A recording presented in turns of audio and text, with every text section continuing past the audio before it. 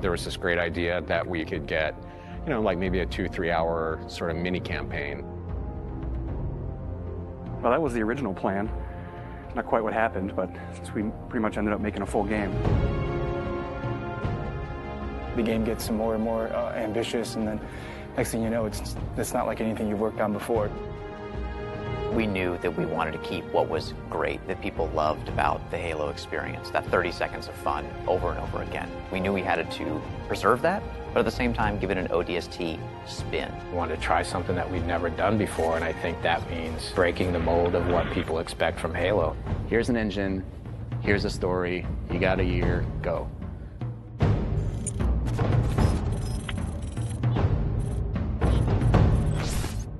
One of the great challenges that we had with O.D.S.T was, since we didn't want to be traveling all across the universe in this gigantic space opera, we wanted to really focus on one place.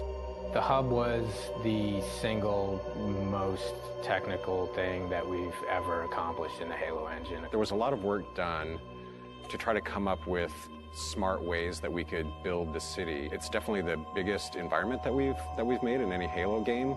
We spent a lot of time trying to figure out how can we maximize the space without freaking out all the artists, and I think we figured out how to maximize the space really well.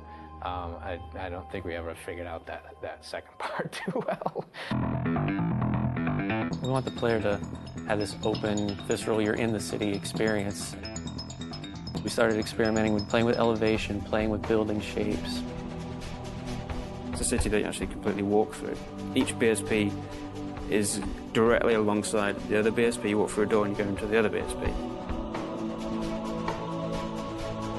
The road structure is not straight, it's diagonal, it's also multi-layered. I don't think we kind of realized how big the city would get. We basically had to build very specific tech that would give the AI the right type of behavior. We had the technology, we called it Squad Patrol. No matter where you were inside the hub, there would always be a certain amount of noise, a certain amount of enemy presence there that we could ratchet up and ratchet down depending on what we needed it to do. We need to have this dark, moody city without making it unplayable. I wanted to get a feeling of rain at night in an abandoned city. I still like to score the emotions and mood that we want the player to feel when they're playing the game. We want people to explore the city. We want people to find this, this kind of hidden little sub-story. What if the phones rang? You're alone, you're in the city, you're trying to unravel a mystery. That's the feeling you have every time you're the rookie. What's fun about being an O.D.S.T? How's he different than the Master Chief? What kind of problems does he face versus the Chief? If they're not the walking tank, they really have to pick up weapons that they're going to use. There were things that we added. The silenced submachine gun and the silenced pistol are absolutely the best tools for the job. Something the O.D.S.Ts have that Spartans actually don't. Silenced weapons at night, they feel cool, they look awesome, they're really sweet to use. In real life, silenced weapons don't have a whole lot of sound. So we had to kind of Hollywood them up a little bit, kind of make it so that they sounded like they were silenced and supposed to be silenced, but yet still powerful and fun to fight with. In a lot of ways, it feels like Halo 1, because it's back to single wielding. Dual wielding.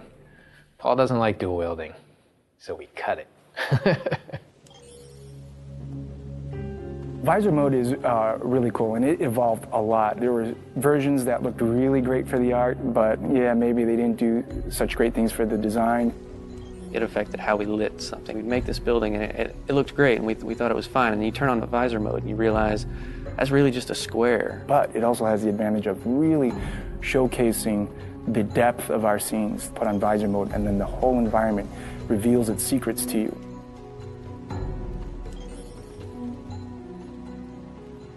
You know what sucks about big cities? You can get lost really quick. And that's where we came up with ideas for the Visor database, where you have a great map of the city that not only shows you where you are, but allows you to choose where you want to go.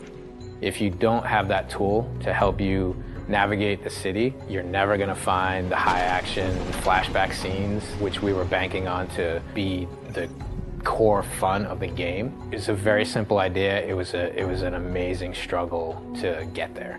When you combine those things that we took away with things that we added, such as the visor, even though you might feel a bit more vulnerable, you have the right tools for the job. The hardest part moving from Halo 3 to O.D.S.T was just the difference in the play styles of the characters. If you look at the Master Chief in the course of the Halo games, he became ridiculously powerful over time. And O.D.S.T feels very different because when you start taking fire, you can't just continually keep kicking ass. You have to actually look for cover because you don't have a motion tracker like the Chief. Bringing back the health was something that was born out of a discussion about how can we add long-term level of tension to the game. For us, health is important in the O.D.S.T's world because it reminds you that you're vulnerable.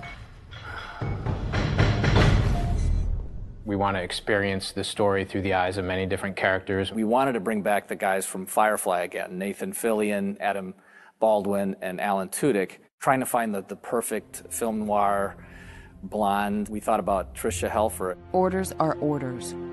Come on, Veronica. What could be more important than that carrier? My orders. And Buck, call me Captain. I'll pass on that dance, but you can show me where to sit. These little scenes, we wanted to have their own mystery. It was the story of one guy, one object, one high-action moment. And for us, the clue objects were the key. Dutch, we need to get above this crap. Link with the B-net. One of our drones must have seen where they hit. When you find a clue, you're actually going back in time and playing in the boots from another O.D.S.T's perspective. Good hunting, boys. I'm keeping my boots on the ground.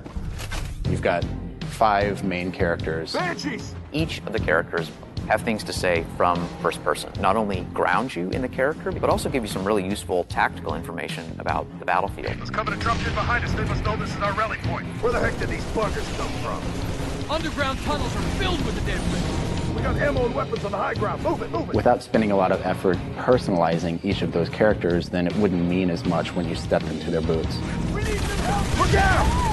Bam, said the lady. So I hope it's the right balance of new and old, that it doesn't come off like we've screwed the pooch on this one. But I do think they will probably walk away from this honestly wanting more. Honestly, if we had more time to do O.D.S.T, I really don't know what we would do differently. So if I got another 2 weeks, I don't know. I guess I'd play more O.D.S.T.